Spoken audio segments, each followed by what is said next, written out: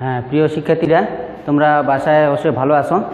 তোমরা করোনা বা Covid virus সম্পর্কে তোমরা জানো যে তোমরা স্বাস্থ্যবিধি মেনে তোমরা অবশ্যই চলবা।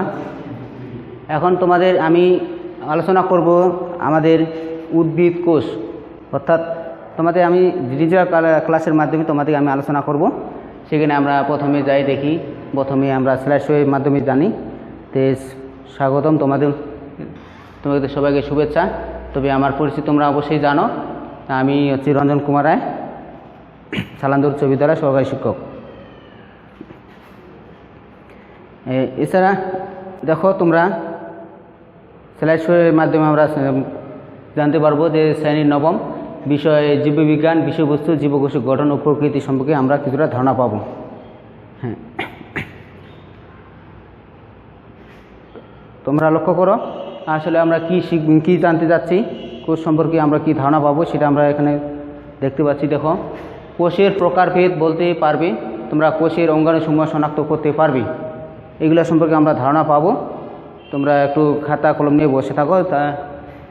তা উদ্ভিদ কোষ ও প্রাণী কোষের পার্থক্য তোমরা বলতে পারবা, সেটা তোমরা খাতা কলম বসে। তোমরা এখন দেখো, তোমাদের এখানে একটা স্পষ্ট একটা বিল্ডিং দেওয়া আছে, অথবা ধর্ম বিষয় মন্দির, যেটা হিন্দুদের তীর্থস্থান। তোমরা জানো যে দিনাজপুর কান্দুজি মন্দির, এটা একটা বিশাল একটা বিল্ডিং দেখা যায়। আসলে বিল্ডিংটা যে আসলে তোমাদের কী দিয়ে তৈরি সেটা আমরা একটু খেয়াল করি, আসলে আমরা প্রথমে দেখি ইট। দেখো তোমরা অনেক একটার পর একটা ইট, এটা আমরা ইট দিয়ে গাঁথানো হয়েছে। এই ইটে দেখা একটার পর একটা সাজানো আছে। তো এখানে অসংখ্য ইট দিয়ে কিন্তু আমাদের এই বিল্ডিংটা তৈরি হয়েছে।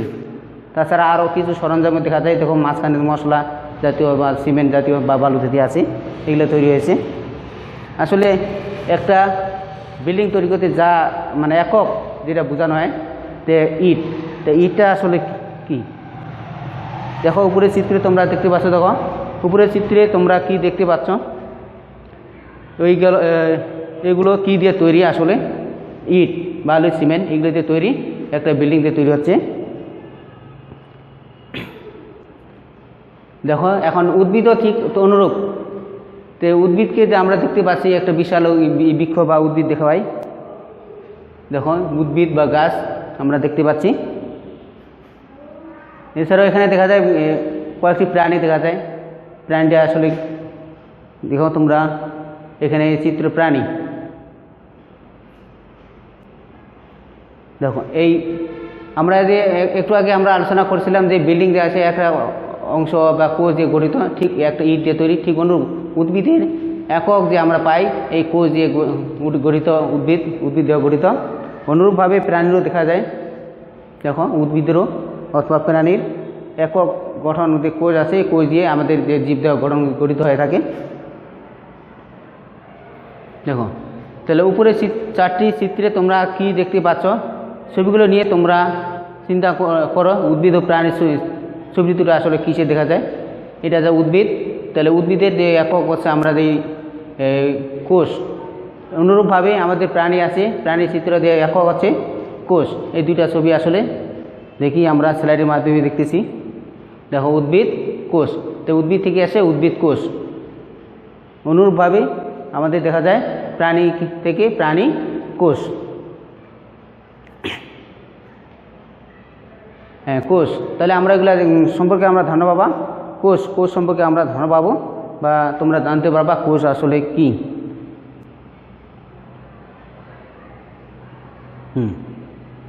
তো স্লাইডে দেখো, লক্ষ্য করো তোমরা, তো কোষ কত প্রকার ও কী কী।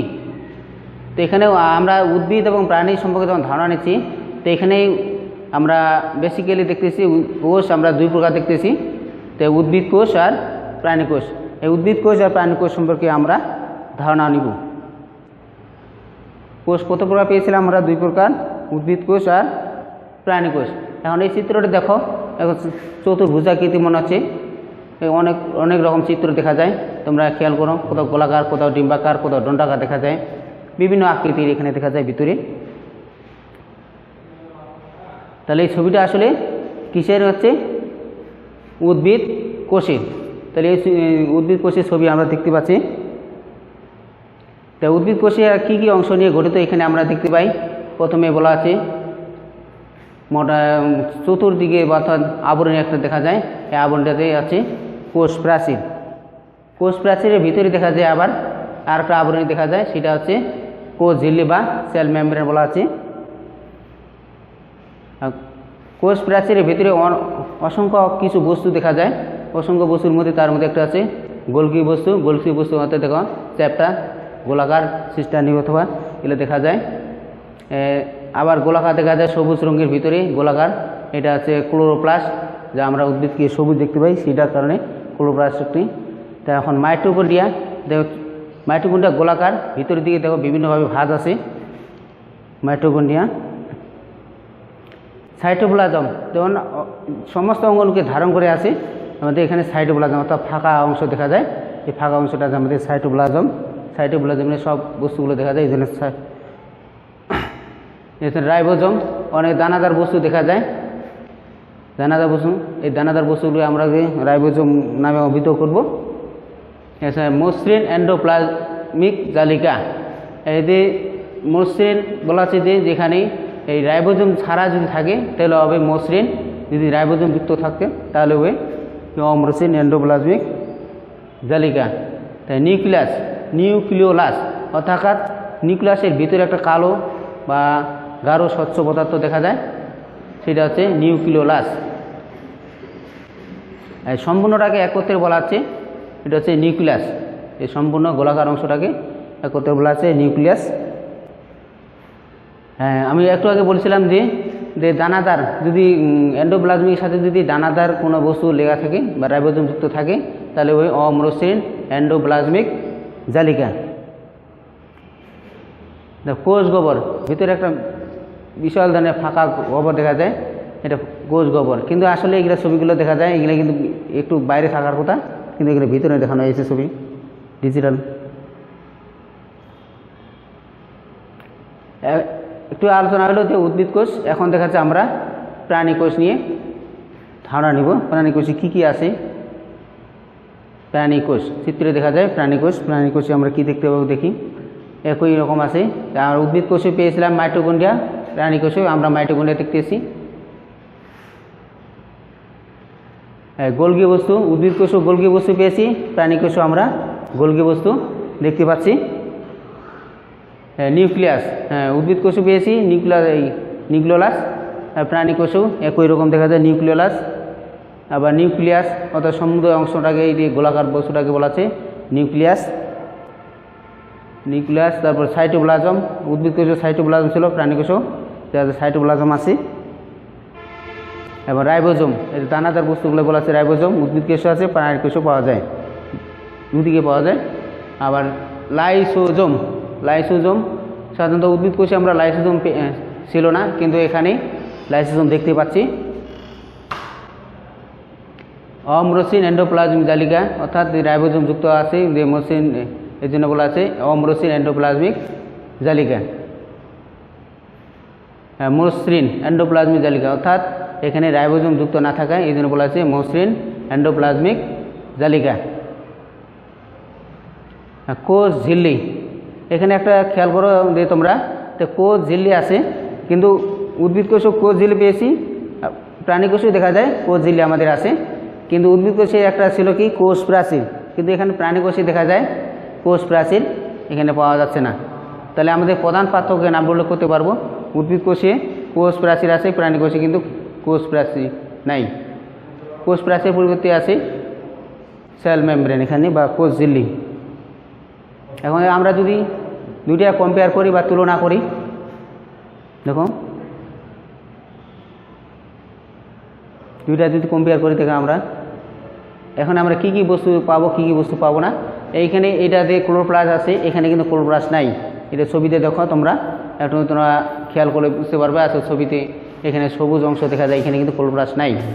কিন্তু এখানে গোলগি বস্তু আছে, এখানেও গোলগি বস্তু আছে, কিন্তু আমাদের কি নাই এখানে কোষ প্রাচীর অর্থাৎ সেল ওয়াল। এই সেল ওয়ালটা কিন্তু এখানে উদ্ভিদ কোষে পাওয়া যায়, কিন্তু প্রাণী কোষে সেল ওয়াল নাই। এটা আমরা প্রধান পার্থক্য হিসেবে বিবেচনা করতে পারি। দেখো উদ্ভিদ কোষে ও প্রাণী কোষের ছবি চিত্র অঙ্কন করে কোষের অঙ্গাণুসমূহ শনাক্ত করি। তাহলে আমরা এই চিত্র যদি তোমরা খাতা কলম নিয়ে বসো, তাহলে এটা তোমরা কোনটা কী আছে, কীভাবে কোনটা কী নাম সেটা তোমরা শনাক্ত করতে পারবা। এখন তোমরা এটা মানে ছবি তোমরা যদি নিজে নিজে করো ছবি আঁক করে, তাহলে তোমরা অনেকটা কিছু জানতে পারবা। আর উদ্ভিদ ও প্রাণী কোষের মেন হচ্ছে চিত্র যদি আমার জানা না থাকে কোনটা আসলে কেমন, কোনটা দেখতে কেমন, সেটা আমরা সহজে বুঝতে পারবো না। এখন যদি তোমরা ক্লাসে হঠাৎ করে পরবর্তী ক্লাসে যাই দেখ কোষের পাওয়ার হাউস কেন বলা কোথায় থাকে সেটা আমি জানা না থাকি, তাহলে আমরা কিন্তু মাইটোকন্ড্রিয়া সম্পর্কে যদি আমার ধারণা না থাকি কোথায় থাকি, কোষের কোথায় থাকে সেটা যদি না জানি, তাহলে আমরা কিন্তু পরবর্তী ক্লাসে আমরা দেখা যায় এগুলা বুঝতে পারবো না। মাইটোকন্ড্রিয়া কোথায় থাকে, উদ্ভিদ কোষে আছে না প্রাণী কোষে আছে, কোন প্রাণী কোষে কোথায় থাকে, এরা কী কাজ করে, সেগুলো আমরা বুঝতে পারবো না যদি আমরা এরকম চিত্রের মাধ্যমে যদি আমরা বা অঙ্কনের মাধ্যমে আমরা যদি বুঝতে না পারি। এখন দেখো তোমরা, তাহলে আমরা পার্থক্য আমরা একটু আগে বলছিলাম যে পার্থক্য বিভিন্ন প্লাস্টিক থাকে। প্লাস্টিক দেখি আগে উদ্ভিদ ও প্রাণী কোষের পার্থক্য। দেখো উদ্ভিদ কোষের এগুলো বৈশিষ্ট্য আর এগুলো বৈশিষ্ট্য হচ্ছে প্রাণী কোষের। এখানে খেয়াল করো 1 নম্বরে তো আছে বিভিন্ন প্রকার প্লাস্টিক থাকে, এখানে বলা আছে 1 নম্বর প্লাস্টিক থাকে না। প্লাস্টিক থাকার কারণে উদ্ভিদ নিজে খাদ্য নিজে তৈরি করতে পারে, কিন্তু প্লাস্টিক না থাকার কারণে প্রাণীরা নিজে খাদ্য নিজে তৈরি করতে পারে না, এরা পরভোজী বা অন্যের উপর নির্ভরশীল থাকে। সাধারণত 2 নম্বর বলা আছে সাধারণত 1 বা একাধিক কোষ গহ্বর থাকে, এদের বেশি সংখ্যক কোষ গহ্বর দেখা যায় এবং বড় দেখা যায়। আবার 2 নম্বরে দেখো প্রাণী কোষের ক্ষেত্রে কতগুলো নিম্ন শ্রেণী প্রাণী ব্যতীত অধিকাংশ প্রাণী কোষে কোষ গহ্বর থাকে না। শুধুমাত্র নিম্ন শ্রেণীর প্রাণী বলতে আছে অ্যামিবা জাতীয় ছোটো ছোটো যারা আমাদের খালি চোখে দেখাবে না, সেই সমস্ত প্রাণী দেখা যায় কোষ গহ্বর থাকে। আবার দেখো এখানে 3 নম্বর বলা আছে উদ্ভিদ কোষে সাধারণত সেন্ট্রোজোম থাকে না। এই সেন্ট্রোজোম না থাকার কারণে দেখা যায় এর কোষ বিভাজনে আমরা যাব যখন কোষ বিভাজন চ্যাপ্টারে, তখন এরা সেন্ট্রোজোম সম্পর্কে ধারণা থাকবে। সেন্ট্রোজোমের কাজ হচ্ছে কোষ বিভাজনে এরা সহায়তা করে। প্রাণী কোষে সেন্ট্রোজোম থাকে।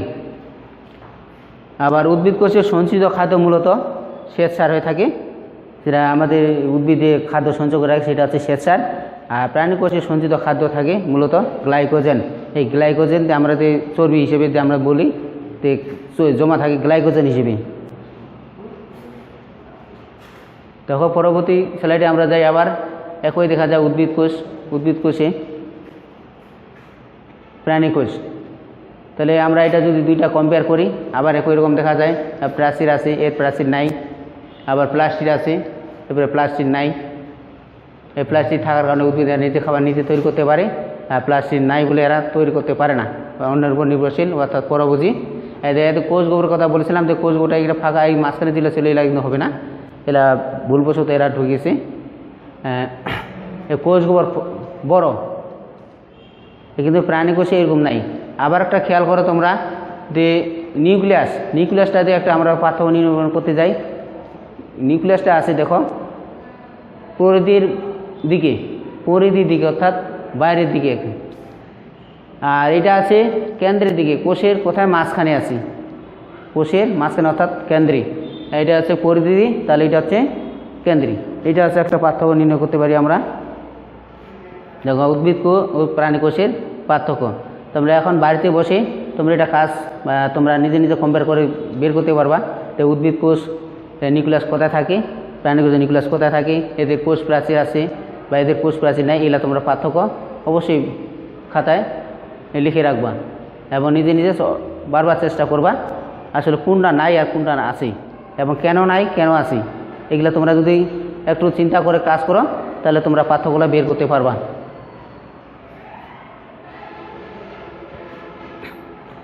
এখন আমি তোমাদের মোটামুটি কাজ শেষ করে দিছি।